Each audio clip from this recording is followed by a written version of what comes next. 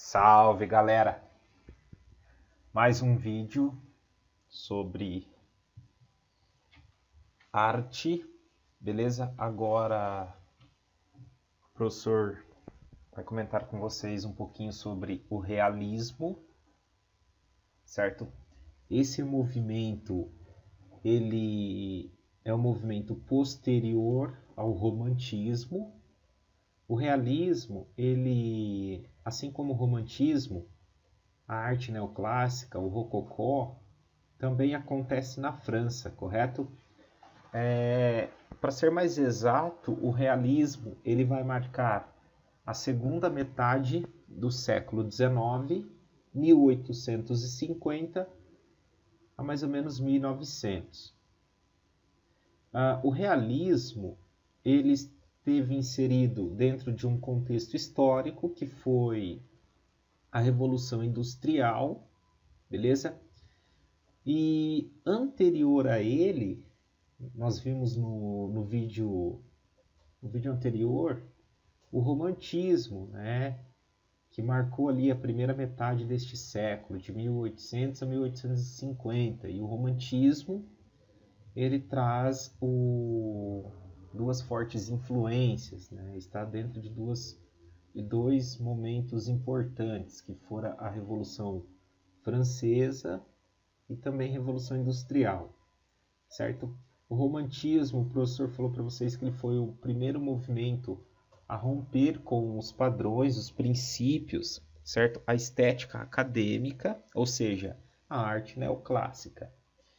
E o realismo, na segunda metade do século XIX, ele vai dar continuidade a esse estudo, né, a essa proposta do romantismo. Tá? O que acontece? Primeiro, tá? O realismo ele vai trazer, né, ele propunha fidelidade incondicional ao mundo como ele aparecia, né, sem a interferência de qualquer intenção subjetiva. Isso quer dizer que os artistas do realismo eles tinham como proposta retratar a realidade nua e crua, conforme ela aparece para os nossos olhos.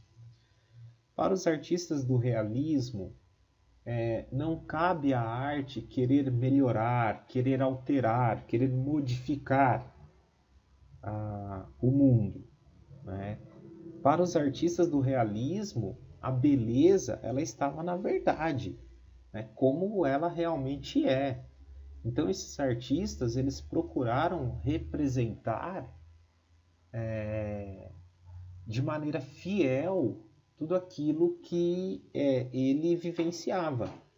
O artista ele não deveria retocar a natureza com aquela intenção de melhorar, né? Porque a beleza ela estava na realidade, certo? O artista realista, gente, ele se limitava a representar fatos do mundo moderno e particularmente aqueles que ele próprio vivenciará, né? Pois para ele real era somente o que se pudesse ver ou então tocar. Então ele vai retratar temas que ele vivencia. Tá? Então falar assim, ele trabalhou com a imaginação? Não, ele não trabalhou.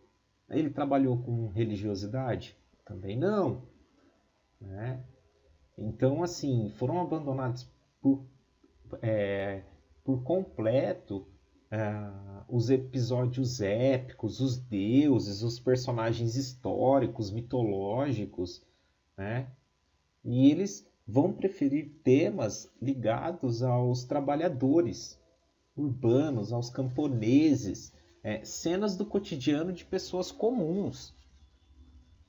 Então, tudo aquilo que nós vimos, né, quando você pega em relação toda a história da arte,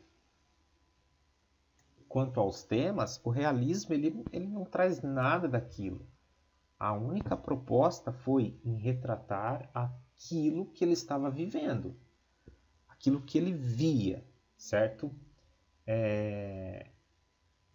Os artistas do realismo, gente, eles vão, através dos seus desenhos, através das suas pinturas, através dos seus pincéis, das suas tintas, fazer ferramentas de crítica, de denúncia social, certo?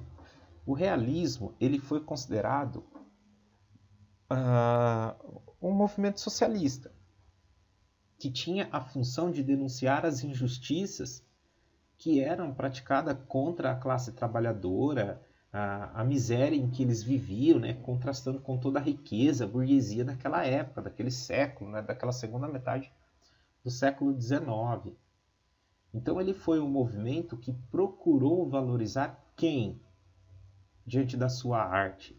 As pessoas comuns do povo, né, os trabalhadores. Ele não vai retratar aquela burguesia, aquelas figuras importantes da época, né, aquela mitologia, aquela religiosidade. Não vai, o realismo ele não vai fazer isso. Ele vai buscar inspiração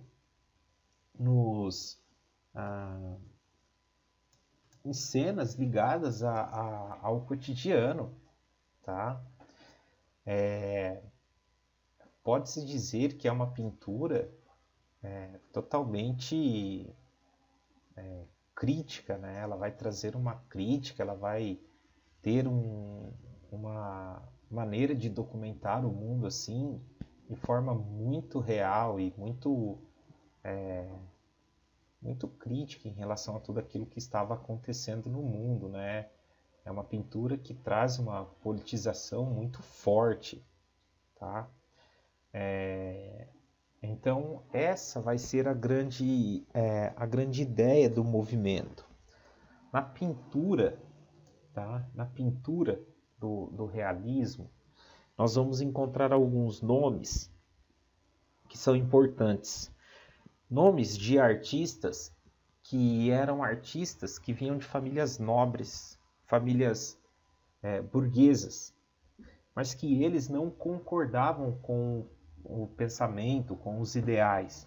Então eles desenvolveram uma arte bem diferente, né, daquilo que se tinha valor na época, né, porque a sociedade ela valorizava como arte os moldes do passado, certo? Aquela arte totalmente acadêmica, certo?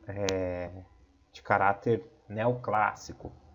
Então, aquilo que o professor falou, né, para vocês, a politização, a arte passa a ser um meio para denunciar uma ordem social, né, que consideram injustas. A arte manifesta um protesto em favor dos oprimidos. É uma forma de denunciar as injustiças, né, as imensas desigualdades entre a miséria dos trabalhadores e a opulência da burguesia.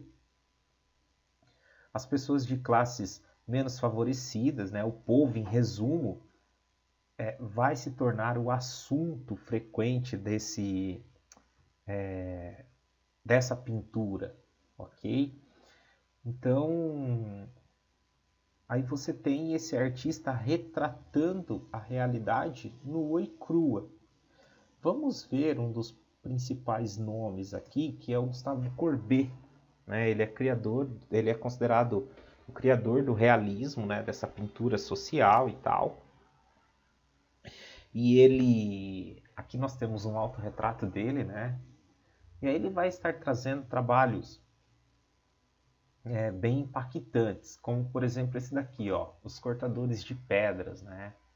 Ele mostrando aí o trabalho braçal, né? O trabalho totalmente envolvendo a força humana, né? Talvez retratando aqui as condições de trabalhos, né, destes homens, né, naquela metade do século XIX, certo? Professor, ele está sendo contra o trabalho braçal? Não, provavelmente não, né? A intenção dele talvez seja de mostrar aqui as desigualdades, né, diante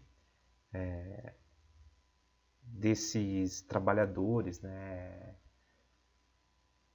que nós sabemos que nesse período esses trabalhadores não tinham, né, os direitos trabalhistas que nós temos hoje, enfim, né, as condições, a remuneração, né, como será nessa época, né? Nós sabemos pela história que não era nada favorável, certo? Aí nós vamos encontrando vários outros trabalhos, ó, sempre buscando retratar pessoas comuns do povo, os trabalhadores, tá, gente? Então isso é uma proposta bem marcante do realismo. E esse trabalho dele é muito legal, porque ele coloca aqui, ó, o ateliê do artista. Aqui ele pinta o mundo dele, tá, gente? Ele se encontra no meio da tela, pintando uma tela, né? E ali ele está de costas para um grupo de pessoas. Quem é esse grupo? É a burguesia, né? A aristocracia, de onde ele vem, ele tem as suas origens. Por que da mulher nua? Simbolizando aquela arte clássica, acadêmica, né? O nu, o ideal de beleza e tal, que a sociedade valorizava como arte, como proposta artística. E ali ele de frente, né, vamos dizer assim, de frente para um outro grupo, né, que são os trabalhadores, que são as pessoas comuns do povo, que era, na verdade, os temas, né, para os seus trabalhos, né, onde ele buscava inspiração, certo? E então você vê que ele propõe isso, né, em retratar o mundo em que ele vive, né, realmente aquilo que ele vivencia, certo?